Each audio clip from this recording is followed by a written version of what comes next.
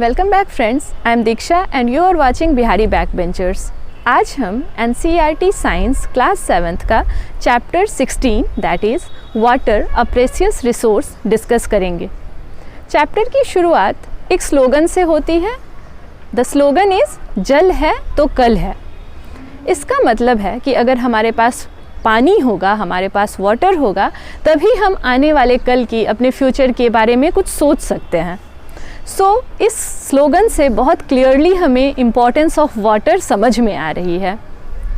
इसी तरीके से पूरे वर्ल्ड को importance of water and more importantly importance of conserving water समझाने के लिए हर साल हम 22 मार्च को वर्ल्ड वाटर डे सेलिब्रेट करते हैं।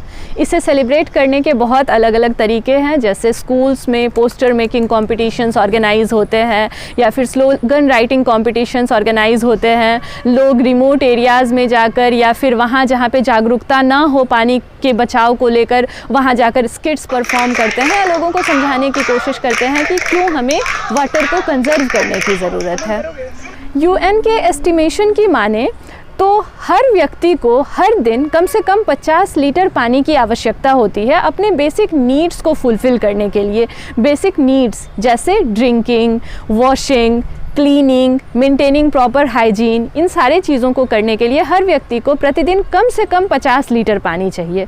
अगर आपको या मुझे इतना पानी मिल जा रहा है तो हमें अपने आप को बहुत लकी समझना चाहिए, क्योंकि हमारे साथ के बहुत सारे ऐसे लोग हैं जिन्हें acute shortage of water face करना पड़ रहा है। उन्हें इतनी पानी नहीं मिलती कि वह यूज़ कर सके।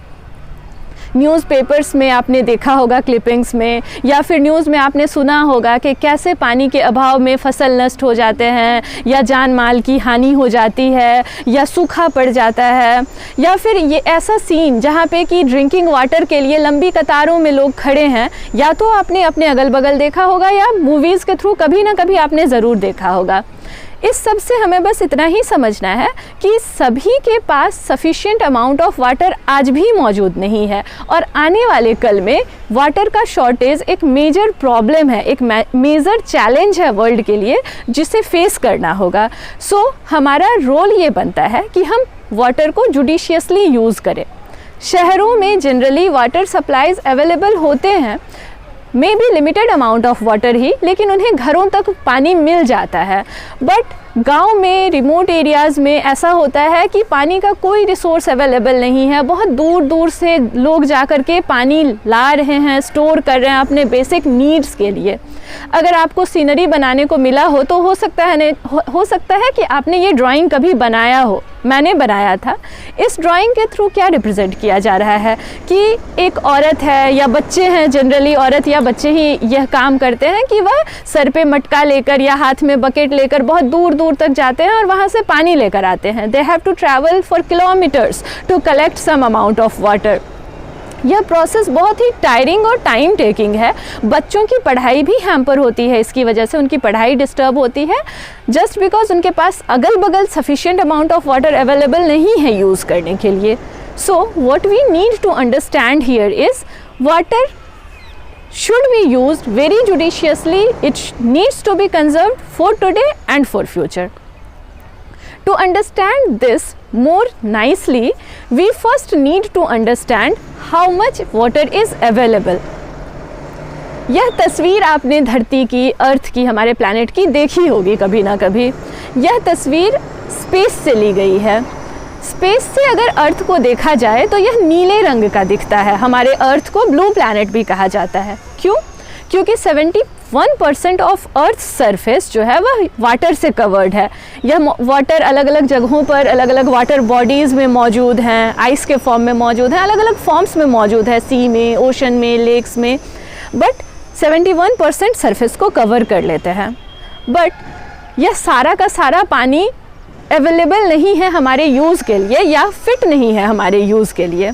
अगर एक रफ एस्टिमेशन लगाया जाए तो only 0.006% of total available water is fit for use and the water that is fit for consumption is known as fresh water. एक छोटी सी एक्टिविटी के थ्रू हम थोड़ा सा अंदाज़ा लगाने का कोशिश करेंगे कि टोटल वाटर कितना अवेलेबल है और उसमें से टोटल हम कितना यूज़ कर सकते हैं। So let's see this through this activity. इस एक्टिविटी को परफॉर्म करने के लिए हमें कुछ चीज़ों की ज़रूरत होगी ऑब्वियसली, जैसे 20 लीटर्स कैपेसिटी के किसी भी कंटेनर की ज़रूरत होगी। हमने यहाँ पर ये गैलन यूज़ किया है 20 लीटर्स कैपेसिटी का, आप कुछ भी यूज़ कर सकते हैं, जैसे कि एक मीडियम साइज्ड बकेट भी यूज़ कर सकते हैं। नाउ हमें ज़रूरत होगी 5 ml कैपेसिटी वाले किसी स्पून की। अधिक एक्यूरेसी के लिए मैंने यहाँ पर यह एक कैप जो आप कॉमनली देखते होंगे अपने घरों में, मैंने उसे यूज़ किया है। क्यों? क्योंकि इस पे लेबल्स बहुत अच्छे से मेंशन किया हुआ है। आप यहाँ देख सकते हैं 5 ml जो मेज़रमेंट है यहाँ पे लेबल कर दिया गया है, और हमें 5 ml वाटर की ज़रूरत होगी ट्रांसफ़र करने के लिए। सो इसलिए मैंने अधिक एक्यूरेसी के लिए ये कैप यूज़ किया है, आप स्पून भी यूज़ कर सकते हैं। Apart from that, we will need some container like a bowl and a glass tumbler. So let's begin. याद यह रखना है हमें कि सिग्निफिकेंस क्या है इस एक्टिविटी का। इस एक्टिविटी के थ्रू हमें अंदाज़ा लगाना है कि जो total amount of water available है अर्थ के सरफेस पर, उसका कितना प्रोपोर्शन किस तरीके का वाटर है, कितना प्रोपोर्शन फ्रेश वाटर है, कितना प्रोपोर्शन यूजेबल वाटर है, कितना वाटर जो है वह ग्लेशियर्स, लेक्स या इन जगहों पर मौजूद है। So one by one we will talk about each of them. सबसे पहले हम एक्टिविटी की शुरुआत करते हैं। हमने यह कैप लिया, या आप स्पून ले सकते हो जिसकी कैपेसिटी 5 ml है। अब इस 5 ml कैपेसिटी वाले कैप से हम 100 टाइम्स वाटर को ट्रांसफ़र करेंगे इस बोल में। So let's begin. सबसे पहले हमने अराउंड 5 ml वाटर मेज़र कर लिया। It is kind of accurate. So हमने 5 ml वाटर मेज़र कर लिया और इसे इस बोल में ट्रांसफ़र कर लिया। इस प्रोसेस को हमें 100 टाइम्स रिपीट करना है। The water transferred to this bowl, या the total amount of water present in this bowl represents the total amount of fresh water present on earth. अच्छा, ट्रांसफ़र करने के बाद इस गैलन में कुछ वाटर तो बाकी रह गया, वह क्या रिप्रेजेंट कर रहा है? So the remaining water represents the water present in oceans and seas, and some proportion of it is also present as ground water, और यह कुछ जैसे सीज और ओशंस में जो वाटर है वो सलाइन वाटर है। So due to different reasons यह वाटर हमारे यूज़ के लायक नहीं है। This is not usable form of water. The next thing is we will measure 5 ml of water from this bowl and transfer it to the glass tumbler. So let's begin. It's around 5 ml. We will transfer this to the glass tumbler and we will repeat this activity, this step for 30 times. यानी कि 30 बार हम 5-5 ml water measure करेंगे इस बोल से और उसको transfer करेंगे ग्लास टम्बलर में। We have transferred 5 ml of water from this bowl to this glass tumbler 30 times. इस ग्लास टम्बलर में जो हमें अमाउंट ऑफ वाटर मिलेगा, यह क्या रिप्रेजेंट कर रहा है? The total amount of usable water, जो कि ग्राउंड वाटर के फॉर्म में प्रेजेंट हो सकता है। अब इस बोल में कुछ वाटर तो बच गया इस टम्बलर में ट्रांसफ़र करने के बाद। इस बोल में जो रिमेनिंग वाटर है दैट रिप्रेजेंट्स कि आइस के फॉर्म में कितना वाटर प्रेजेंट है टोटल अर्थ पर। यह आइस के फॉर्म में ग्लेशियर्स पे प्रेजेंट हो सकता है, फ्रोज़न फॉर्म में प्रेजेंट हो सकता है। सो हम एक सीक्वेंस देख रहे हैं कि कितना वाटर हमारे अर्थ पर टोटल है, फिर उसका क्या प्रोपोर्शन था इस बोल में अर्लियर जो कि फ्रेश वाटर था, उस फ्रेश वाटर का क्या प्रोपोर्शन है, क्या रेशियो है जो अभी हमारे लिए यूजेबल है, that is present as ground water. Now इस कैप का या इस 5 ml के कंटेनर में हमें 1/4 वाटर लेना है। सो फॉर्चुनेटली इसमें 2 ml का भी एक लेबल किया हुआ है, मेज़रमेंट दिया हुआ है इसमें। सो 5 ml का 1/4 यानी अराउंड 1.25 ml आएगा हमारे पास। सो हम लोग 2 ml से नीचे रखेंगे कुछ for accuracy, and we will measure that amount of water from this glass. So this is the most accurate I was able to get. So 2 ml से कम वाटर हम ट्रांसफ़र करते हैं इस ग्लास टम्बलर से इस टी स्पून में, अगर आपके पास टी स्पून हो तो, या फिर इस कैप में, और इसे हम अलग करके रख देते हैं। अब यह क्या रिप्रेजेंट कर रहा है? इतना पानी प्रेजेंट है हमारे लेक्स में, हमारे रिवर्स में। So through this activity what we tried to explain is This is the ratio of how much water is present on the earth and in what different forms. We need to discuss forms of water. क्या आपके मन में कभी ये question आया है कि हम लोग पानी को लगातार यूज़ कर रहे हैं तो ऐसा तो नहीं होगा कि एक दिन पूरा का पूरा पानी ख़त्म हो जाएगा? बड़ा ही जेन्युइन क्वेश्चन है, but fortunately the answer is no. सारा वाटर हम कंज्यूम नहीं कर बैठेंगे, क्योंकि हमारे पास जो अर्थ है उसके पास वाटर को रिप्लेनिश करने के लिए एक सिस्टम मौजूद है और इसके थ्रू सदियों से total amount of available water on the earth is being maintained. इसे हम वाटर साइकिल कहते हैं. Let us see very briefly what is water cycle.